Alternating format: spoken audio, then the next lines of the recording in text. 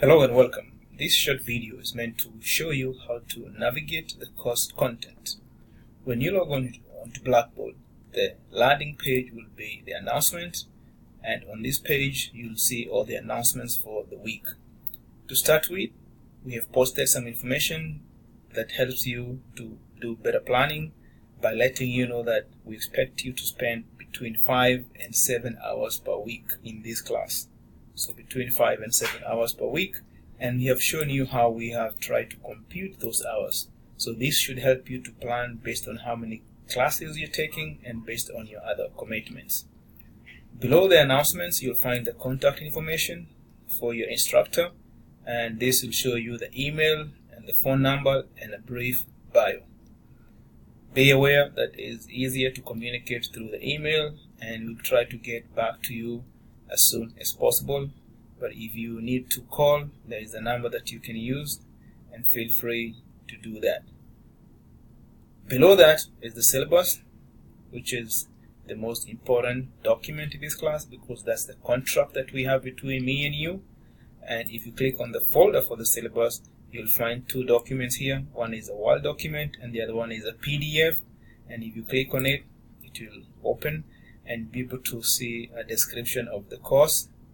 You have the learning outcomes here and the program learning outcomes, what you expect you to be able to achieve. And then down here we also have the course grading requirements. We have Blackboard discussion, which is 75%.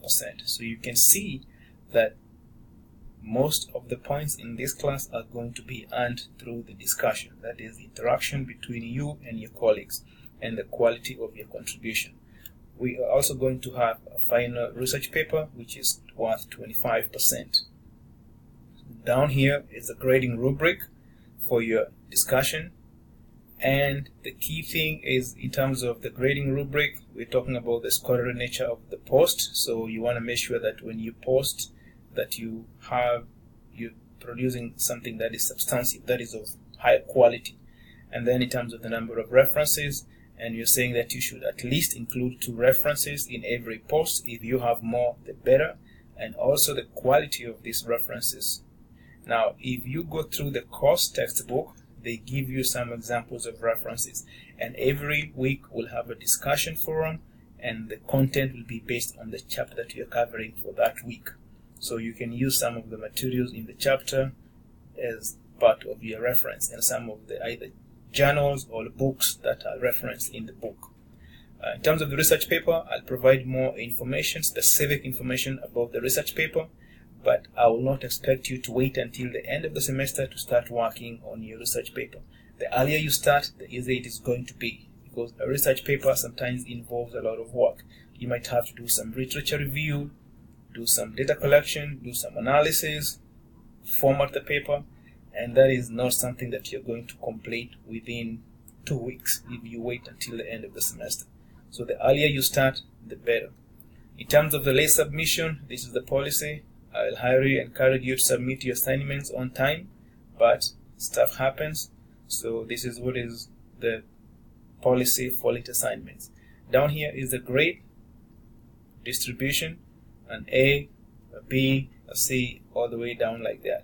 Being a graduate course, we don't have days. It's either A, a B, or a C. Textbook that you're going to be using for this class is presented here, and we have different versions that you can use. You can have an e-text, you can have a print version, hard copy or hardcover, or you can have a loose leaf pages. Depending on your budget and what you prefer, you can use any of these. Below here is a course schedule, which is a breakdown of every week, what is expected, the due date, the start, the end, the reading, where it's coming from, and the learning objectives. So this will help you to be able to plan and integrate this into your other schedules. Holidays are illustrated down here so that you can also use that to help you with planning. So as you can see, there are no surprises. You're trying to make everything as transparent as possible so that we can make your semester more enjoyable. Okay, back to Blackboard. On the syllabus and course info, we have the required textbook, and the same thing here. If you click on this link, it will take you to the web page for the publisher. And remember, we're saying that we are not using My IT Lab. So My Lab is not required for this class. You can get any version of the book right here. If you want the print, you want the digital, you can order them through here or through any other source. The key thing is this is 15th edition. And remember, don't get the international version, because some of the examples might not be the same, and that might be a little bit misleading. So get the 15th edition, the US Canada version. Okay, so Pearson MyLab is not required for this class. Important Blackboard information, what you're supposed to be doing in terms of the discussion board. Create an original post.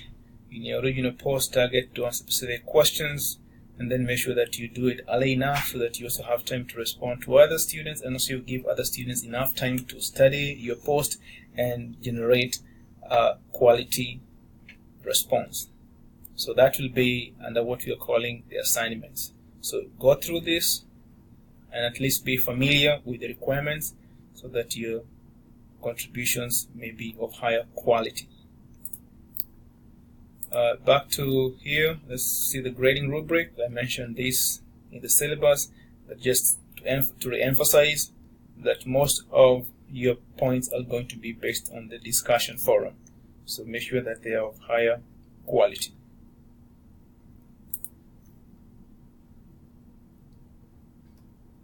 Course schedule, we went through that also, and the holidays.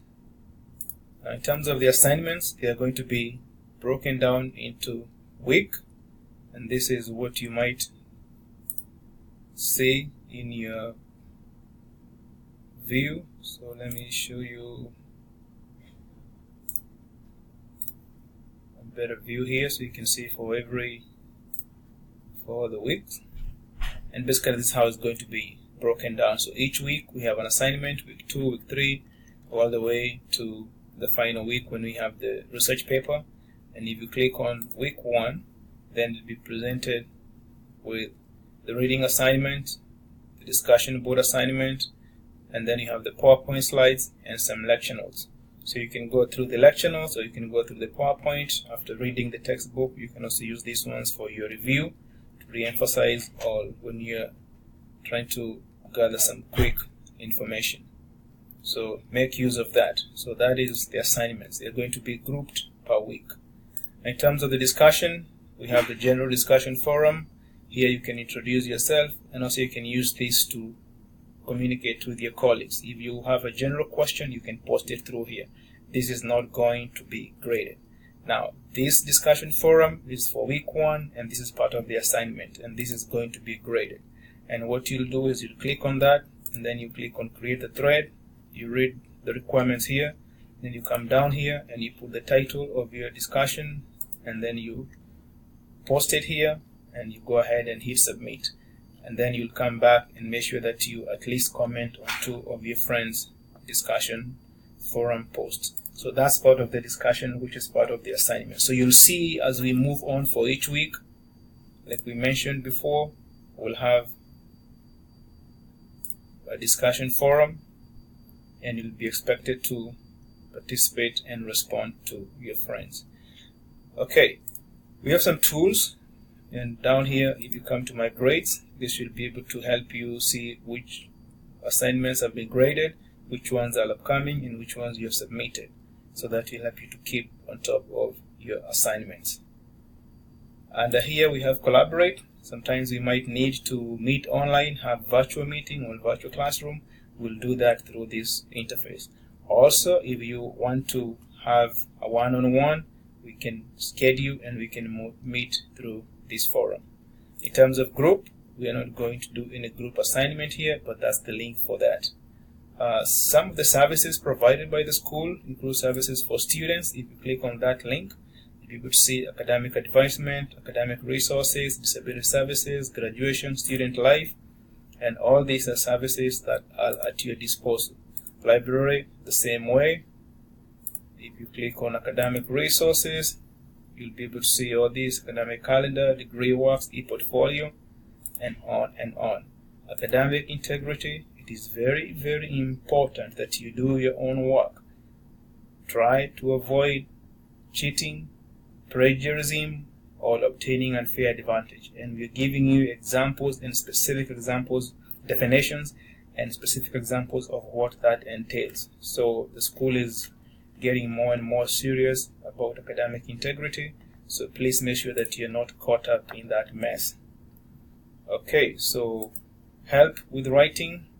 We have the Writing Studio, and if you're trying to improve your writing, especially for the research paper, the earlier you start working with them, the better it is for you and the better the quality of your end product. So make use of these services. These services are available for you as long as you're a student. Once you graduate, or if you're not taking classes, usually you don't have access to these resources. So make use of them now that you're a student. If you need tutoring, you can get these services through that link: writing tutorial, math tutoring, e-tutoring, all the way down like that. So make use of these services. So I hope this gives you a brief synopsis of the course and how to navigate, review it, go through the course, and if you have any questions, please do not hesitate to contact me. I wish you a successful and an enriching semester.